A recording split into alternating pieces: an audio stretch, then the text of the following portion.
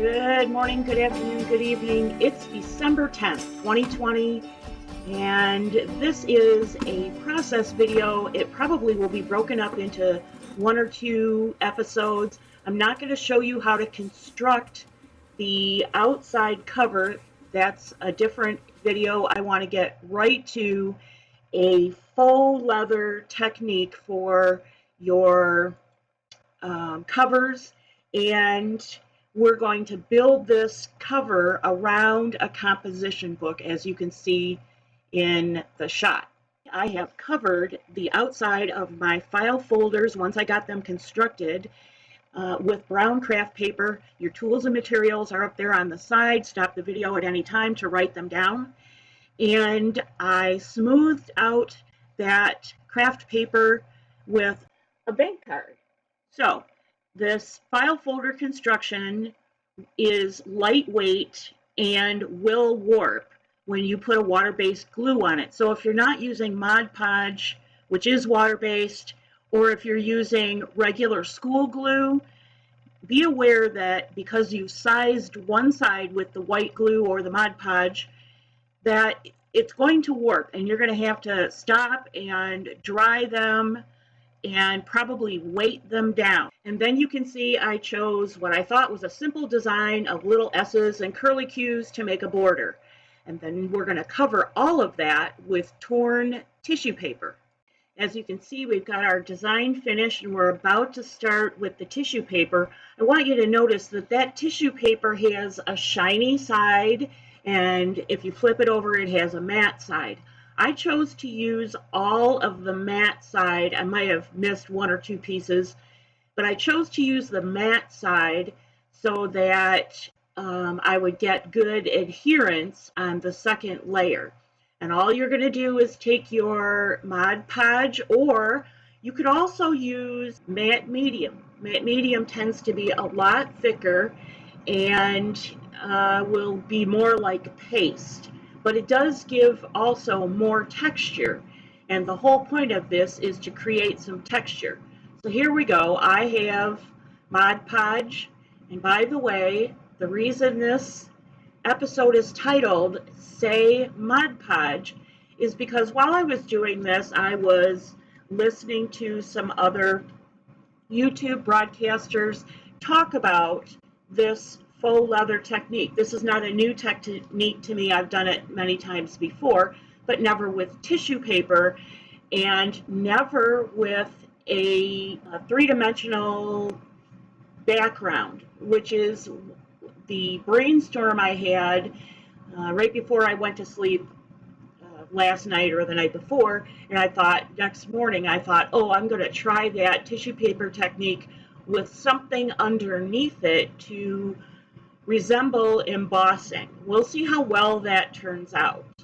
Nevertheless, I was listening to these ladies talk about this technique, and they kept saying Mod Podge. And one lady said it so many times, I confess that I yelled at the screen. Every time she said Mod Podge, I yelled Mod Podge. It's a pet peeve. I might be over it, I might not. Let's just keep going. So as you can see here, I've torn this tissue paper, but wherever there was a square edge, I reserved that like puzzle pieces for the edge of the folder, and I overlapped it into the space on the side of the folder just a little bit, so that when I trimmed it off, I would have relatively straight edges. And all I did was just goop this stuff on pretty liberally so that I made sure that I saturated not only the acrylic yarn curlicues, but also got enough around the edges and corners so that everything would adhere as best I could. Here is the next morning, having wet down very slightly with a sponge that was barely damp. I actually sprayed it with water. I didn't dampen it in the sink. And I wiped down the inside of the cover on the reverse of this side so that it would be a little bit moist and the curl would relax, and it was curled up. It's all relaxed now as best I can get it. It's relatively flat. And I'd like you to notice the detail of the medallion. That's more what I was going for. And in future, if I use this technique again, I will limit it to larger shapes like this one. Let's throw down some paint. I used burnt umber from that larger tube. It was a brand new tube, and I didn't realize it was going to be as dark as it is. It's a chocolate brown. It's fine. It's an undercoat. I'm not worried about it, but I also added some dark titanium white and some burnt sienna, which will redden it up a lot, although you can't really tell in this shot. Here it is dry, and you can see that it still has a little bit of sheen to it because I put a sealing coat of matte Mod Podge on it, and even though it's matte, it still has just a little bit of sheen. In the detail, you can see that the paint really doesn't look like leather. It's got a nice mottled background. I don't hate the background. It's just that it doesn't look like leather. And what I want to show you is something that I just made out of corrugated cardboard to sort of keep all my little bits and pieces that I make for future projects. And in the detail shot, you will see that this looks a little bit more like leather. What I've done is I've taken that same craft paper that you get for packing in Amazon boxes and so forth, and I've torn it up and I've just patchworked it on.